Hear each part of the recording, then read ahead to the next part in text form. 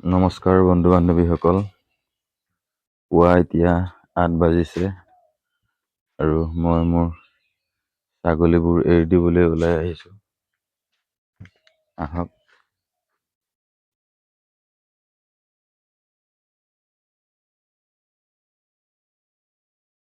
মই এতিয়া বৰ্তমান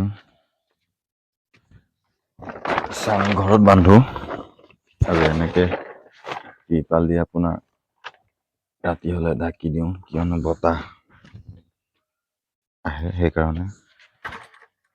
তলাটো খুলি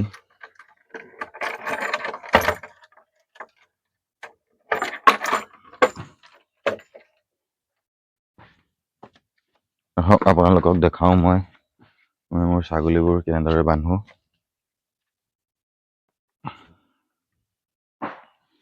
এজনী আপোনাৰ পোৱালি নতুনকে দিছে, আপোনাৰ 1 মাহ যোৱা পৰহি হৈ গৈছে আৰু এইজনীয়ে দিছে এটা, আপোনাৰ এইজনী 2 মাহ হ'বহি আৰু হোৱা নাই, হ'বহি আৰু মই আপোনাৰ কলা নিমখটো বান্ধি ৰখাইছোঁ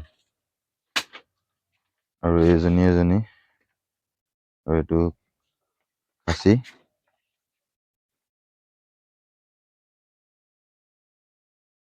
মই এতিয়া এৰি দিওঁ।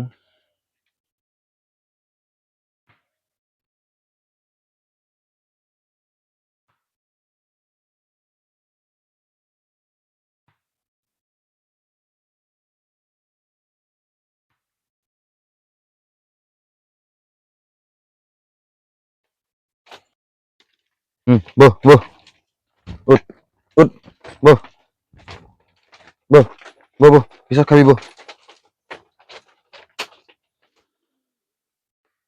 এইখিনি তামোল দিছিলোঁ, তামোল বৰ্তমান মানে নাপালো তেতিয়া, সেইকাৰণে এনেকে দি দিলোঁ। এনেকে দিলে অলপ দিগদাৰ, সাৰিবলৈ অলপ দিগদাৰ হয় আৰু এইটো দিলে ভাল। আপোনাৰ এইটো এনেকে দিলে পৰি যায়, গুবোৰ সাৰিবলৈও ভাল। এই বাঁহেৰে এনেকে দিলে দিগদাৰ হয়।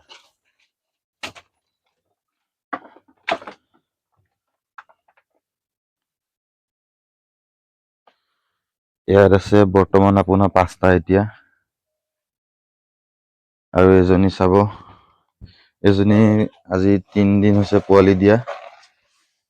ঠাণ্ডা পাবৰ কাৰণে, তাত বেছি ঠাণ্ডা পাব বুলি মই ইয়াত বান্ধি থৈছোঁ।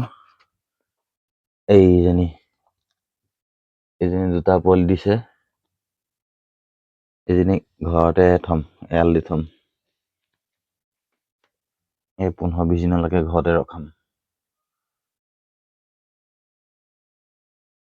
খা গাখীৰ খা, গাখীৰ খা।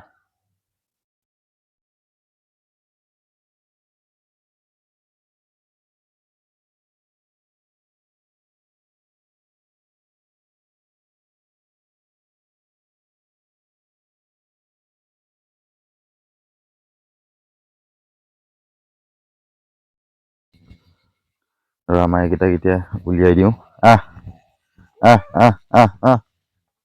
আহ। ৰাতিপুৱা এনেকে মেলি দিওঁ।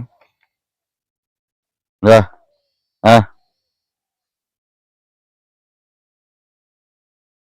আহ। এয়া বাৰিষা চিজনত এৰাল দিব লাগিব, এতিয়া আৰু আপোনাৰ এনেকেই ৰাতিপুৱা হ'লে এৰি দিওঁ। আৰু মোৰ এইটো চাংঘৰ।